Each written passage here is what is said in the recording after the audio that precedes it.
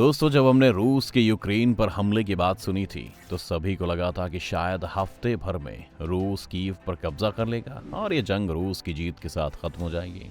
लेकिन आज इस जंग को शुरू हुए 2 महीने हो चुके हैं और अब तो पुतिन भी बातचीत करने पर विचार कर रहे हैं। आपने वो वीडियोस तो देखी होंगी जिसमें रूस के टैंक्स को यूक्रेन के लोग ट्रैक्टर से बांध कर घुमा रहे हैं। रूस के फाइटर जेट्स को मार गिराया जा रहा है। ऐसे में कई एक्सपर्ट्स का ये भी कहना है कि शायद रूस की आर्मी और रूस के हथियार उतने शक्तिशाली नहीं है जितना हम उन्हें समझते थे। न सिर्फ ये रूस के लिए चिंताजनक है बल्कि भारत के लिए भी है, क्योंकि हम आज भी ज्यादातर डिफेंस का सामान वहीं से मंगवाते हैं। तो क्या सचमुच जो कयास लगाए जा रहे हैं वो सही है?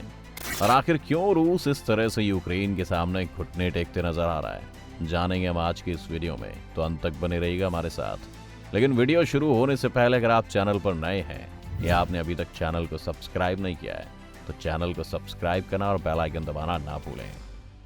रूस और यूक्रेन की मिलिट्री स्ट्रेंथ को कंपेयर किया जाए तो रूस के पास 9 लाख सोल्जर्स और 3100 टैंक्स हैं।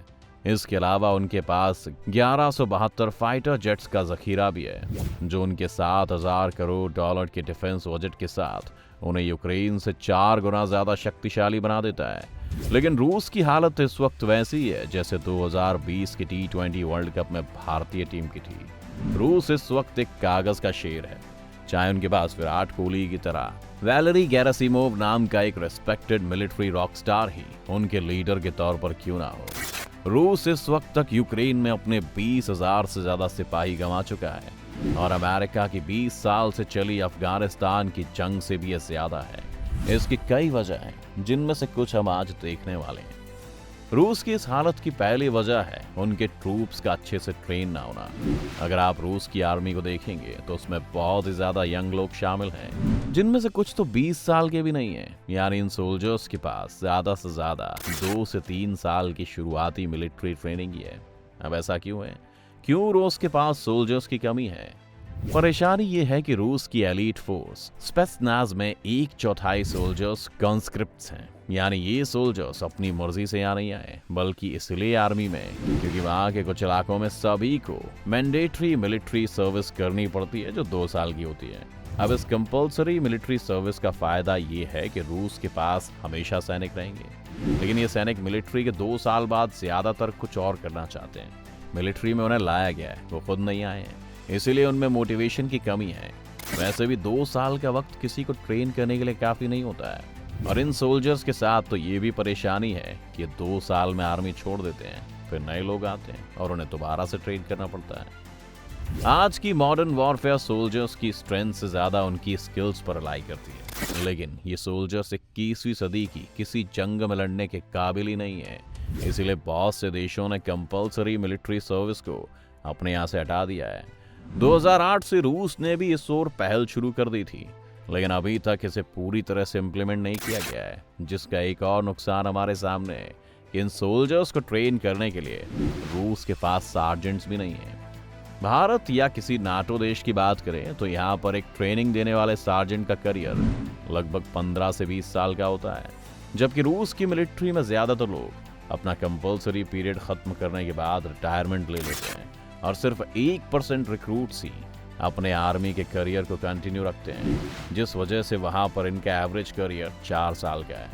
रूस अपने ऑफिसर्स को अपने सोल्जर्स की तरह ट्रेन नहीं करता है।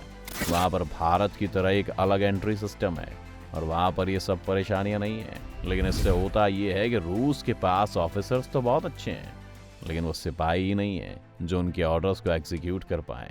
इसके अलावा नाटो देश के फाइटर पायलट्स को जंग के लिए तैयार तभी माना जाता है जब उनके पास 200 घंटे का फ्लाइंग एक्सपीरियंस हो, लेकिन रूस में सिर्फ 100 घंटे का फ्लाइंग एक्सपीरियंस ही काफी है। अब आप ही सोचिए कि कैसे एक सेना जंग में सरवाइव करेगी जब उसके पास ना ही अच्छी ट्रेनिंग है और ना ही एक्सपीरियंस। रशियन आर्मी में लोगों के ना रुकने की एक वजह वहां का एनवायरनमेंट भी है। 2006 में लगभग 40% पीस टाइम सोल्जर्स ने वहां के टॉक्सिक कल्चर से परेशान होकर सुसाइड कर लिया था, जिस वजह से भी सोल्जर्स आर्मी में करियर नहीं बनाना चाहते। आपको याद होगा कि हमने कहा था रशियन आर्मी में 9 लाख सोल्जर्स हैं, लेकिन क्या आप जानना चाहते हैं इनमें से लगभग 3.6 लाख सोल्जर्स रॉसग्वार्डिया का हिस्सा हैं, जो कि एक तरह का नेशनल गार्ड है। हर तानाशाह की तरह पुतिन को भी अपनी मिलिट्री से खतरा है, जिस वजह से उसने अपनी एक पैरेलल मिलिट्री खड़ी की हुई है। रॉसग्वार्डिया के सोल्जर्स वहां की डिफेंस मिनिस्ट्री को नहीं बल्कि पुतिन को पर्सनली रिपोर्ट करते हैं। ये सोल्जर्स पूरी तरह से जंग के लिए तैयार नहीं किए जाते। ये एक तरह की एलीट पुलिस फोर्स है, लेकिन जंग की सिचुएशन में इन्हें भी यूक्रेन में उतारा जा रहा है, जिस वजह से सारी परेशानियां खड़ी हो गई हैं। ये देश के आंतरिक मसलों को सुलझाने में तो सक्षम है, लेकिन इन्हें प्रोफेशनल वॉरफेयर का कोई एक्सपीरियंस नहीं है, और इनमें से कई सोल्जर्स ने तो जंग में उतरने से ही मना कर दिया है, जिस वजह से उन्हें सस्पेंड कर दिया गया है। इन सब की वजह से हम ये भी मान सकते हैं कि एक्चुअली जो सोल्जर्स मैदान में हैं, उन्हें रशियन मिलिट्री जनरल्स नहीं बल्कि पुतिन ऑर्डर्स दे रहे हैं, और पुतिन को खुद जंग का कोई एक्सपीरियंस नहीं है। पुतिन एक जासूस थे। जासूसी और वॉरफेयर दो अलग अलग चीजें हैं, और क्योंकि पुतिन अपने देश में सबसे शक्तिशाली हैं, इसलिए जो गलतियां वो एज अ मिलिट्री लीडर कर रहे हैं, उन्हें करेक्ट करने वाला भी कोई नहीं है, क्योंकि जो भी पुतिन को एडवाइस करने या फिर करेक्ट करने की कोशिश करता है, पुतिन तो उसे मरवा देते हैं। इसलिए जंग की हालत में कभी भी पॉलिटिशियंस आर्मी को नहीं बताते कि उन्हें क्या करना है, बल्कि आर्मी उनके पास सजेशंस लेकर आती है, जिसमें से कुछ पर वो अपनी सहमति जताते हैं। लेकिन यहाँ पर सब कुछ उल्टा ही हो रहा है। रूस के साथ एक आखिरी परेशानी ये है कि भारत और अमेरिका की तरह वहां पर हथियार बनाने वाली प्राइवेट कंपनीज नहीं है। रूस की डिफेंस का सारा सामान वहां की एक सरकारी कंपनी रॉसटेक बनाती है, जिसे पुतिन के करीबी कंट्रोल करते हैं। सरकारी कंपनीज के साथ परेशानी ये होती है कि वो बहुत करप्ट और बहुत ज्यादा स्लो होते हैं। इसके अलावा वहां पर कोई कंपटीशन भी नहीं होता। अगर अमेरिका को नए फाइटर जेट्स चाहिए हो तो वो एक गवर्नमेंट टेंडर निकालेगी, और फिर बोइंग से लेकर लॉकहीड मार्टिन जैसी कंपनीज यूएस गवर्नमेंट के सामने अपने बेस्ट प्लेन्स लेकर आएंगी। साथ ही वो ये भी कोशिश करेगी कि उनके प्लेन्स बाकी सभी कंपनीज से बेटर हों, जिसकी एफिशिएंसी और क्वालिटी काफी हद तक बढ़ जाती है।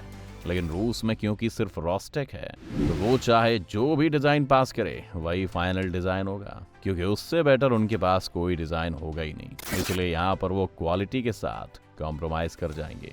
रूस की डिफेंस फैक्ट्रीज की भी क्षमता काफी कम है, जिससे उनके पास हाई प्रिसीजन एम्यूनिशंस की भी कमी है, और इसे काउंटर करने के लिए अब उनके पास फाइटर जेट्स और ज्यादा नीचे उड़कर फायर करने पर मजबूर हैं, जिससे वो एंटी टैंक मिसाइल्स का शिकार भी बन जाते हैं। इन्हीं सब वजहों से रूस इस जंग में इतना पीछे नजर आ रहा है। क्या भारतीय सरकार को भी इन पहलुओं पर गौर करते हुए रूस पर अपनी डिपेंडेंस को खत्म करना चाहिए?